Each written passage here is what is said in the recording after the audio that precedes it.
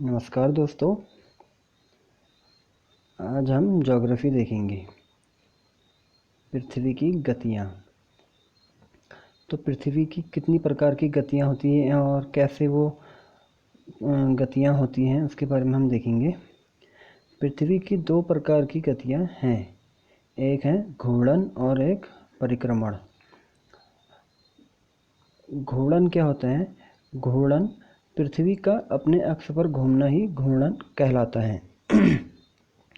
पृथ्वी अपने अक्ष पर 24 घंटे में एक चक्कर पूरा करती है। जो पृथ्वी अपने अक्ष पर घूमती है, जिसकी वजह से दिन और रात होते हैं, उसको क्या कहा जाता है? घूर्णन। नंबर 2 है परिक्रमण। सूर्य के चारों ओर चक्कर लगाने को पृथ्वी का परिक्रमण कहते हैं। जो पृथ्वी सूर्य के जो चारों ओर चक्कर लगाती है, जिसकी वजह से हमारी ऋतुएं परिवर्तित होती हैं और ऋतुएं परिवर्तित होती है, जिसकी वजह से उसको परिक्रमण कहा जाता है। ग्लोब पर वह वृत्त जो दिन तथा रात को विभाजित करती है उसे प्रदीप्ति वृत्त कहते हैं। तो कभी क्वेश्चन आ सकता है कि प्रदीप्ति वृत्त किसे कहते हैं? तो ग्लोब पर वह वृत्त जो दिन तथा रात को विभाजित करती हैं। पृथ्वी सूर्य का एक चक्कर लगभग 365 सही 1/4 दिन में लगाती है। देखो 365 दिन का तो हम मानते हैं एक वर्ष से होता है, लेकिन जो ये 1/4 दिन ये बच रहे हैं, ये कहाँ जाता है? ये जो होता है 4 साल बाद ये एक दिन पूरा हो जाता है, मिलकर ये 24 घंटे बन जाते हैं। यही 24 घंटे हमारे जो हैं फरवरी के महीने में जुड़ जाते हैं। तो 4 साल बाद फरवरी 29 दिन का होता है, जिसे लीप ईयर भी कहा जाता है। उत्तरी ध्रुव पर सबसे लंबा दिन तथा छोटी रात होती है 21 जून। जो हमारे उत्तरी ध्रुव पर जो सबसे लंबा दिन होता है वो होता है 21 जून, और इस दिन सबसे छोटी रात होती है। सबसे छोटा दिन तथा सबसे लंबी रात होती है 22 दिसंबर। अब जो उत्तरी ध्रुव में जो सबसे छोटा दिन 22 दिसंबर है, तो दक्षिणी ध्रुव में सबसे छोटा दिन ये होगा 21 जून। ऋतुओं में परिवर्तन पृथ्वी के परिक्रमण गति के कारण होता है। अभी बताया था ना कि पृथ्वी का जो परिक्रमण होता है, जो सूर्य के चारों ओर हमारी पृथ्वी चक्कर लगाती है, उसकी वजह से ही हमारा जो ऋतुएं परिवर्तित होती है वो होती हैं। अभी इसको डायग्राम की मदद से भी समझेंगे।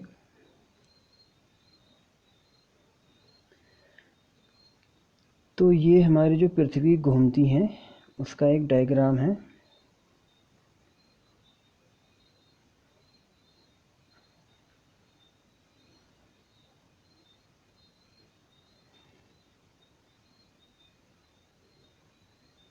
यहाँ दिसंबर से हम स्टार्ट करेंगे।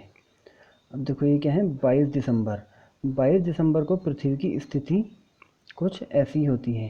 ये सूर्य है और ये हमारी पृथ्वी। तो 22 दिसंबर को क्या होता है कि पृथ्वी का जो दक्षिणी ध्रुव है, ये दक्षिणी ध्रुव सूर्य की तरफ होता है। ये पृथ्वी ऐसे झुकी रहती है, पृथ्वी का ये झुकाव ये है। तो ये दक्षिणी ध्रुव जो है ये सूर्य की तरफ रहता है 22 दिसंबर को। और जो उत्तरी ध्रुव है, जहाँ हम रहते हैं, हमारा देश भी जो उत्तरी ध्रुव में है, तो ये इसमें सूर्य की किरणें जो होती हैं वो तिरछी पड़ती हैं, सीधी नहीं पड़ती हैं। तो इस वजह से जो होता है 22 दिसंबर सबसे छोटा दिन हमारी उत्तरी ध्रुव में हमारे होता है। फिर यहाँ से हम इधर को बढ़े तो आगे 21 मार्च पे। अब 21 मार्च को क्या होता है, जो पृथ्वी है वो इस प्रकार से कुछ रहती है और सूर्य की किरणें सीधे पड़ती हैं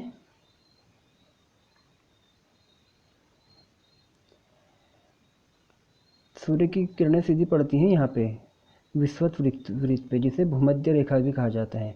तो इस वजह से क्या होता है 21 मार्च को दिन और रात बराबर होती हैं।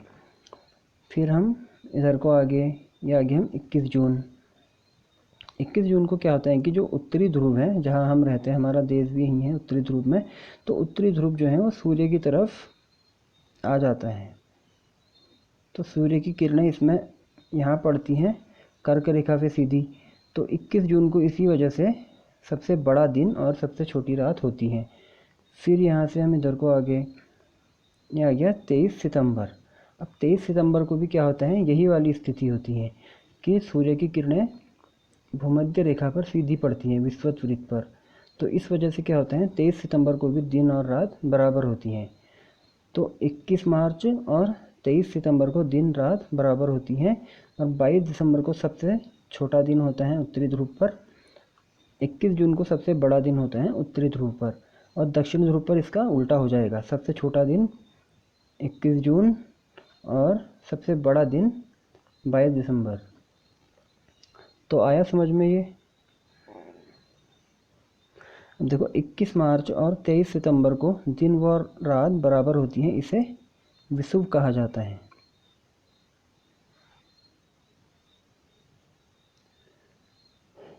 तो अब देख लेते हैं थोड़ा मानचित्र को। मानचित्र मैप ये कई प्रकार के होते हैं।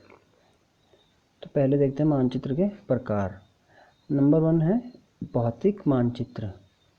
भौतिक मानचित्र पृथ्वी की प्राकृतिक आकृतियों जैसे पर्वतों, पठारों, मैदानों, नदियों और महासागरों इत्यादि को दर्शाने वाले मानचित्र को भौतिक या उच्चावच मानचित्र कहते हैं।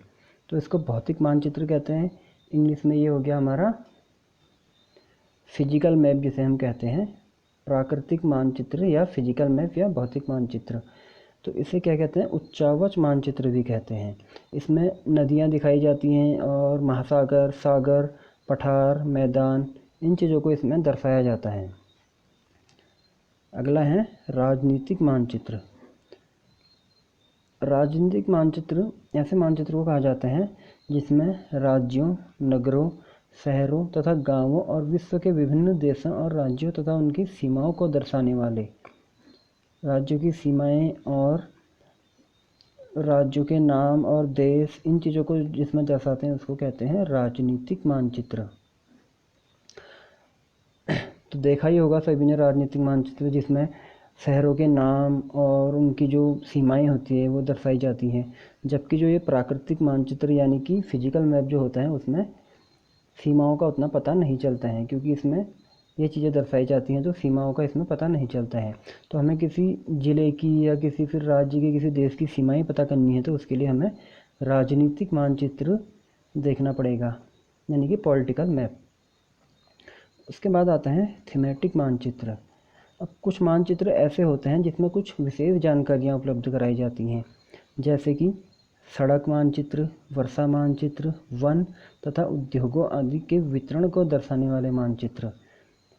अब किसी में जैसे कि सड़कों के बारे में दिया गया है कि कौन सी सड़कें कहाँ को जा रही हैं, कहाँ से गुजर रही हैं ऐसी, या फिर वर्षा, कहाँ कितनी वर्षा होती है, वर्षा को दर्शाया गया है उसमें, या फिर वन, और या फिर सिर्फ वनों को या फिर उद्योगों को दर्शाया गया है।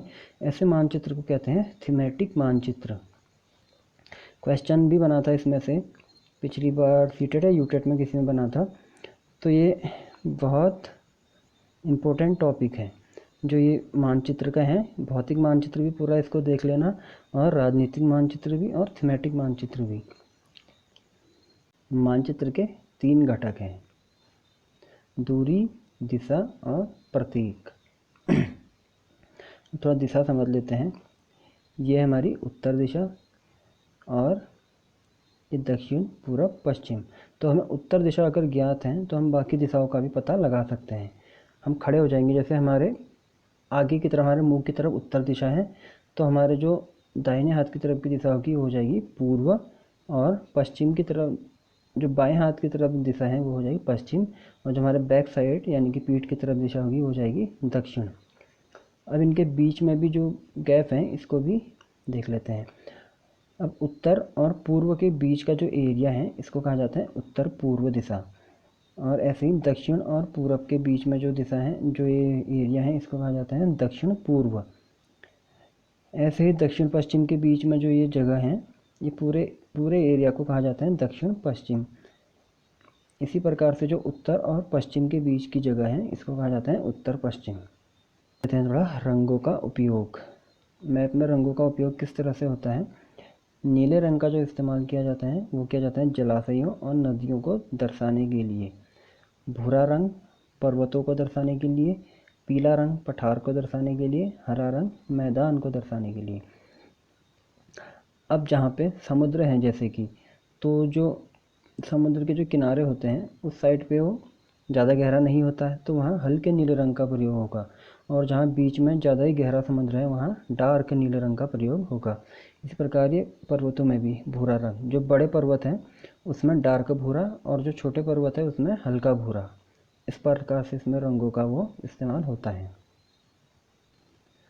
तो आज के लिए बस इतना ही, मिलते हैं फिर अगली क्लास पे।